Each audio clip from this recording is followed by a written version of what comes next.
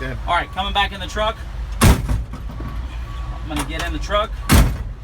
I'm gonna secure my seatbelt. I'm gonna make sure that my seatbelt securely fastens. I'm gonna tug on it twice. My seatbelt is free from frays or cracks. It is secured in a safety manner. My brake pedal, gas pedal, and clutch are free from debris. There's nothing underneath them. They're all supposed to have rubber on top of them. My clutch should have no more than 1.5 inches play off the clutch. My side mirrors are secure. They're in a direction for me to see to the back of the truck on both sides. My windshield is not cracked. The only stickers allowed on the windshield are that of the sun pass.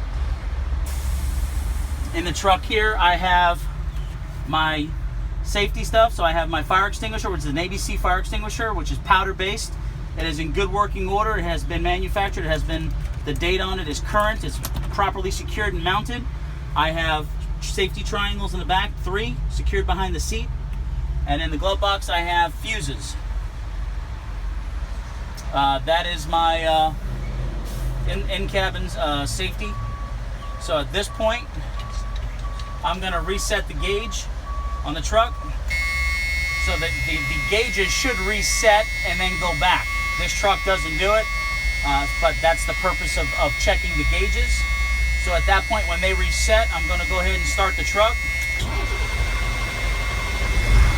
The truck is started. I'm in neutral. My emergency brake is on. At this point, I'm going to check my gauges. My voltmeter should be no more than 14. My water temperature gauge should read no more than 180 degrees. My oil pressure gauge should read no more between 30 and 60. It's at about 30 right now. My fuel gauge should be no less than half to full. And then these two are my air pressure gauges. They should read between 90 and 120 or a little bit more.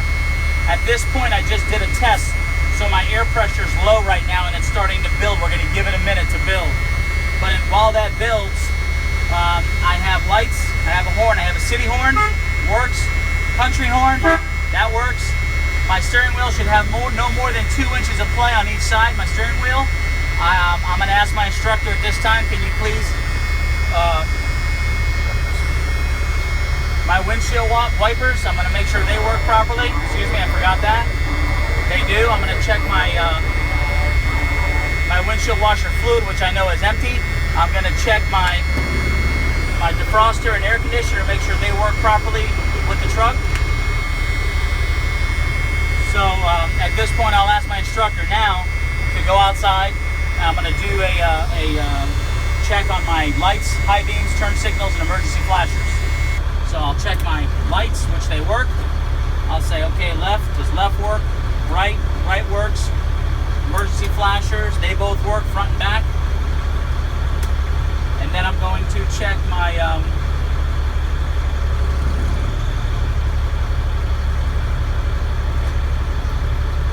I think that's it.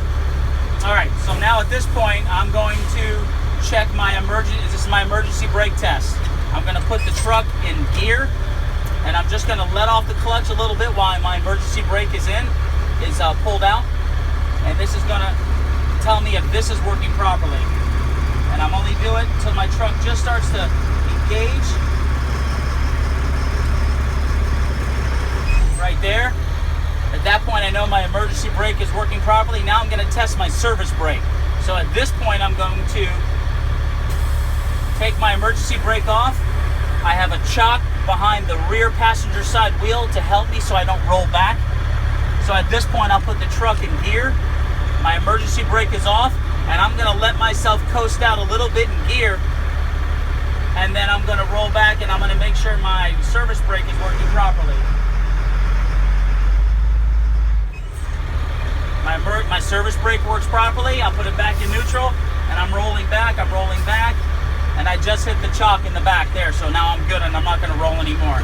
At this point, I've checked my emergency brake, and I'm going to engage my parking brake again, and I just checked my parking brake, those two tests. And now I'm going to shut the car off, truck off, turn it back on, and I'm going to push in and disengage my emergency brake. I have my chock on the back, So that allows me to be able to do this test, or I'd have to have the truck in gear.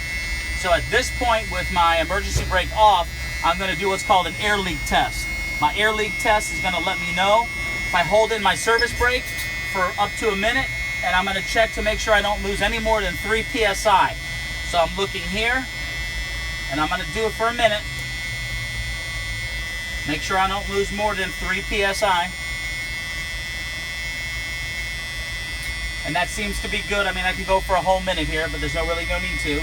So that being said, I now am going to test for air leaks.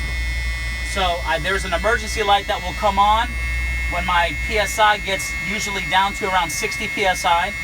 So I'm going to fan the brakes, which means pump the brakes, and my air pressure will decrease until those emergency lights come on. So I'm going to go ahead and fan it. There's one light, there's two. Came on at around 70, 75 PSI. At this point, I'm going to pull my truck over at least 5 feet off the road in a safety manner to get off traffic.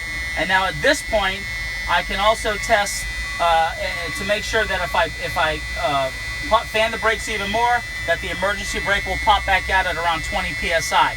So I'm off the road at this point, and I'm going to fan the brakes. This is my service brake, and this should pop out right here. Continue. At that point, all my wheels will lock up at that point. I've just concluded my air leak test and emergency brake test at this point. I'm in neutral. Everything's good. Done.